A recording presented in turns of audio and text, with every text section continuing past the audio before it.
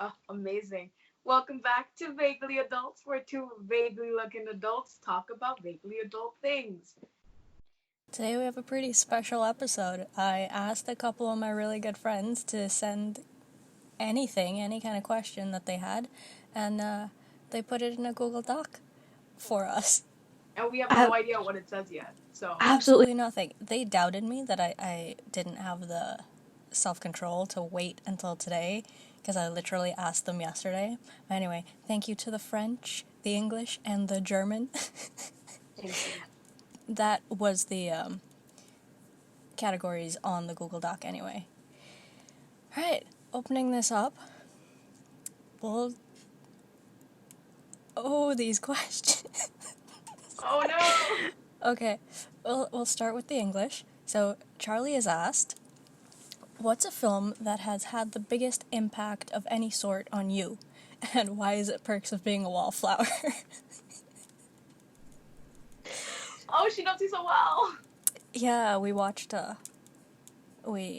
that together recently, so. That's hilarious. Um, You honestly bring up Perks of Being a Wallflower so often, it's honestly wild. I mean, that book really, shaped me as an individual. I read it really early on into I think I was first year of high school or something like that, or the summer before, and that was when the movie was announced, and I was so hyped for it because the cast, as soon as I heard that Ezra was cast as, you know, Patrick, I was like, oh my god, it's gonna be incredible because I'm a big Ezra Miller fan. So I've never read the book and I've never seen the movie, so it's on Netflix. I know. I mean, I just saw Parasite, which was a pretty good movie. I'm glad that you went into it with no expectations. Me too, but also Yeah, straying from the question. So um, why is the Perks of Being a Wallflower? because it was a really it shaped a lot of who I was when I was that young and when I read the book, and it left a very big impression on me. And to know that the author also worked on the movie to make it as true to him as it could be. It's just one of those movies that holds a special place. That's fair. All right. Second question: what advice would you give to yourself 10 years ago, slash to someone 10 years younger than you? Ooh. 10 years ago, we were 13? yeah ish. Um, don't give up. Stop giving an F about what people think about you. Yeah. If I could go back and tell myself anything, it would be that. Like, when I was in 8th grade till 12, this girl told me I look so much better with straight hair. And that really just, set off my hatred for my curly hair. And all of high school and college I straightened my hair because that just stood with me. I know she didn't mean it to come off that way, but little Yeah. me was just now my hair must be straight every single day, so I would spend countless hours straightening my hair, and I regret it because God, I love my hair now. Right now it looks a little ratchet, but I love it.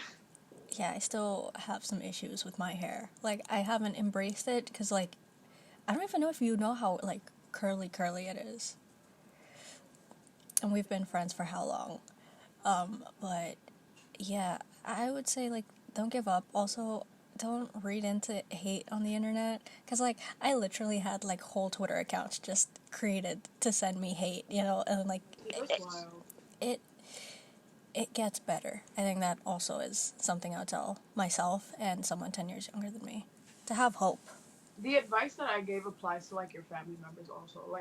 I wanted to be a teacher when I was in high school, and I was discouraged from it, so I never pursued it.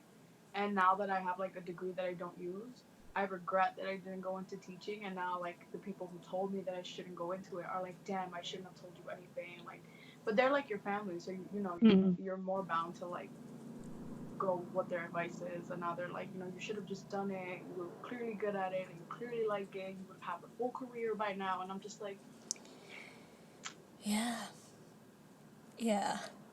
Um, and, well, from that topic to this one, the final question from Charlie is Teon and pie or Yuhyun and Zero. So, so Pi is Yuhyun's dog, and Zero is Taeyeon's. Yeah, I know. You Okay, talk about it enough. I got it. Hard question. What's your answer? Yuhyun and Zero, 100%. I really love Pi though. Like Pi is the sweetest. Like she's so tiny. I feel like what took me was Yuhyun. I was like, her. And then I was like, and Zero. Zero's also a very special dog. Anyways, yeah, that concludes the questions from the English. Thank you, Charlie. That was some really good questions. On to the French. I promised that I would teach you how to say his name, although you already know because I explained it, I think, too many times. So, Luca, although it's spelled Lucas in English, it's pronounced the French way. Luca asked, what is something you wish you had dedicated more time to when you were younger?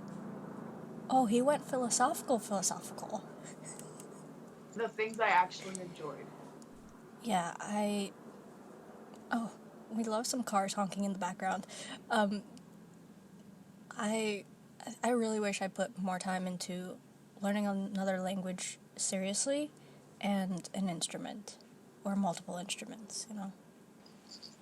I wish I had put more time into acting or into anything that I enjoyed. I feel like in high school and like middle school, I was trying so hard to be someone that I wasn't, Yeah. and I put so much time and effort into that I genuinely forgot who I was and the things that I liked. Mm-hmm. And so like I wish I had spent more time doing the things I genuinely enjoyed, and then maybe I'd have hobbies. I have a nice plane going over me. You have cars honking in the background. I love this. It's like authentic. Yeah. But yeah. All right. So next question. Do you think feelings are something you learn or something innate? Both. I think it's both as well. Cuz I think it's innate cuz like when you're little you just kind of like things cuz you like things, right? When you're little, you feel you don't know what anger is, but you feel angry when something doesn't go your way, like even babies, or feel sad or feel happy. But I think what you learn is how to control it and how to like make it more appropriate so that you're not throwing a tantrum because you got skipped in line or something like that. And there's also a lot of things that is taught to younger individuals that they end up repressing. And, you know, it dives into a lot of depression in the long run because, like, you push back a bunch of emotions and feelings and things that you're taught that isn't right. But then you question yourself because you're like, I was told it's not right to feel that way, but, you know, You mean you even happen to... prejudice people, like racists aren't born, they're Yeah. created. It's taught.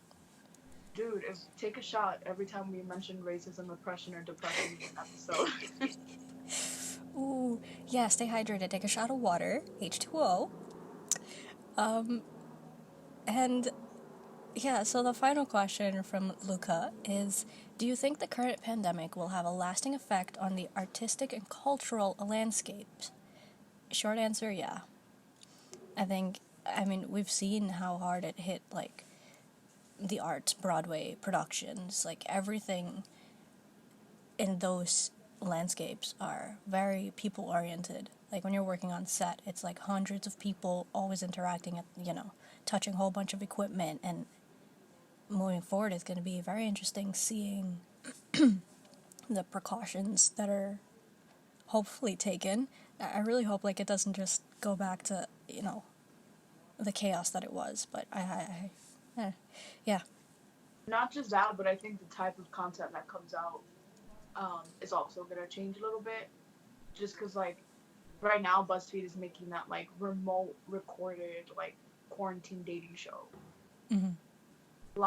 There's that new show on Fox. I don't know if you've heard about it. That's like watch with a celebrity or something like that. It's just literally a celebrity watching a show, giving their reactions. And I'm like, how do I get paid to do that? All I do is talk when I watch shows and movies. But we're gonna get there. Hopefully, fingers crossed. You know. But yeah, so I think that'll definitely the type of content we see will also change, and I think you'll see more like different kinds of people in it. Like certain kinds of people will pursue it more and others will kind of stray from it because they're like, well, this wasn't as stable as I thought. Like, we all know art and entertainment isn't stable Mm-hmm. in a time like Oh yeah. this when, like, Broadway just shut down and concerts shut down and festivals shut down. Like, they're just gonna have like a backup plan in case this happens again because the way America's going. Whew. It's rough to say the least. But yeah, I think I mentioned it before, but like when Coachella was officially announced to be like completely canceled or postponed, I was like, oh, it's like serious, serious. Because, it's Coachella. But yeah, I mean, I just want moving forward everyone to be like more safe and more aware. And the fact that people weren't washing their hands before, or just like not washing before. Anyways, completely other topic, but you get what I mean. Yeah. But yeah, hopefully that answered your question, Luca. Patator. Thank you. Those were really amazing questions. And we're already running over time. We're going to limit this to like 7 minutes, but they're really good questions, and I hope that you guys don't mind this being this long. It's really just for you guys anyway. So yeah, to the final topic, or the final set of questions from our lovely German. Number 1, which ice cream flavor doesn't exist but should? I feel like if we knew that, we'd be pursuing that. Ooh. I would say like some vegan flavor for sure. For sure. So For sure. I don't know. I've had some pretty wacky like ice cream flavors. Okay, so let's alter the question a little bit. If you could put an experience into a flavor, what experience would it be? A concert. I don't know how you would put that into a flavor, but like that feeling. That you Well, get Willy when Wonka is, dude. You're right.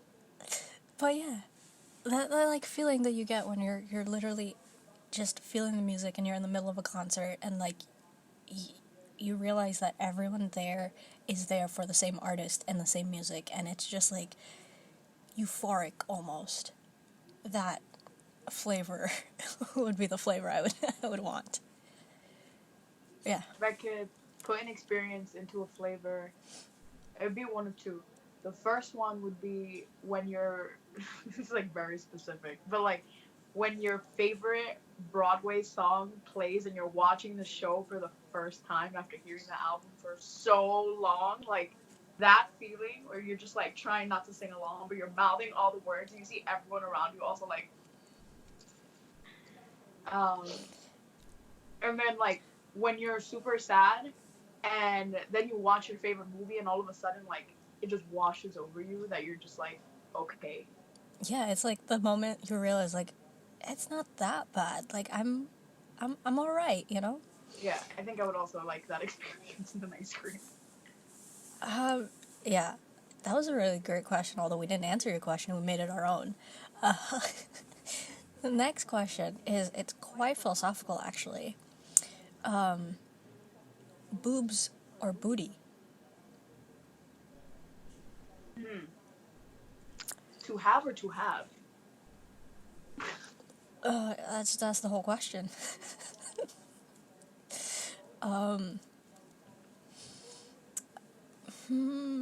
Booty. Yeah, I think I'd agree. I've never had boobs, so I learned to live with it. Like it doesn't bother me I think anymore. Yeah.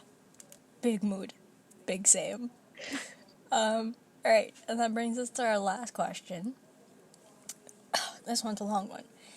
Just blatantly assuming that at least one of you watched The Matrix, blue or red pill, and why? And in case none of you watched it, watch it. The heck? Did globalization pass its peak? Obviously, you can't answer both. I'm the special snowflake with 4 questions in 3. Oh, that's beautiful. Did watch it. I think I watched it at a time where I repressed a lot of memories because I don't remember a lot of it except for that, like, the bullet scene where he's, like, doing the thing. Yeah. Also, Keanu Reeves. Like, that's just it. Yeah. Keanu Reeves. Ooh. I don't remember what the blue pill and the red pill is. Can we do like a quick Google real quick? Yes, we'll do that. Okay, Matrix I've seen the movie. or red pill. I've seen it multiple times. I don't remember. I think I've only seen it once or twice. Okay, so Wikipedia says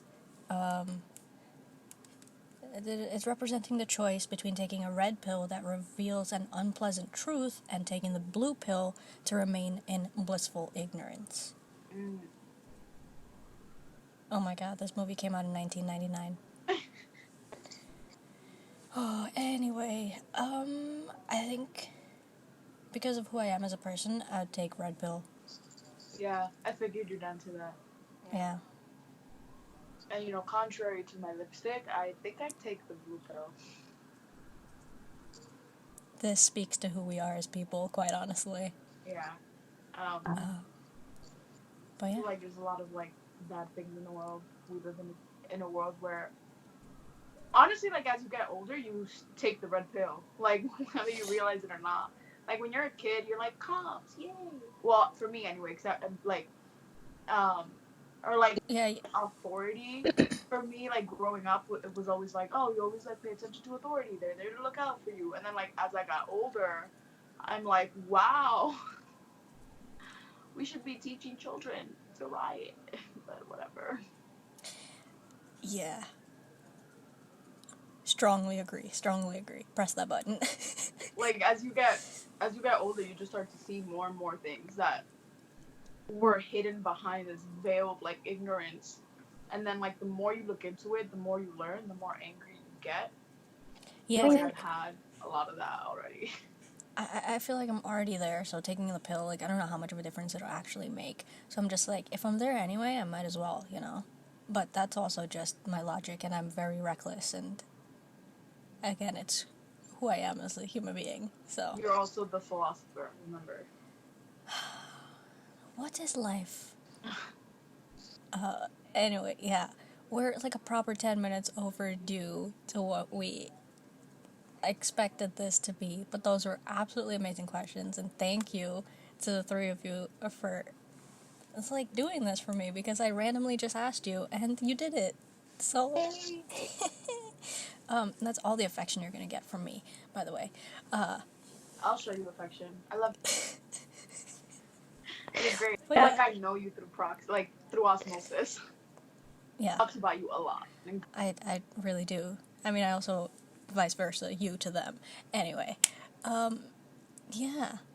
So that pretty much wraps up this one. I really enjoyed this, and I did have the self-control to wait, and I'm glad that I did, because this was fantastic. It was fun. So yeah, thanks again for the questions, for maybe watching 5 minutes of this video, because I know the click-off rate, and I hope you guys are staying at home, healthy, safe.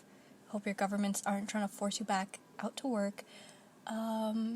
And yeah, until next time, stay hydrated. Wash your hands. Bye, friends.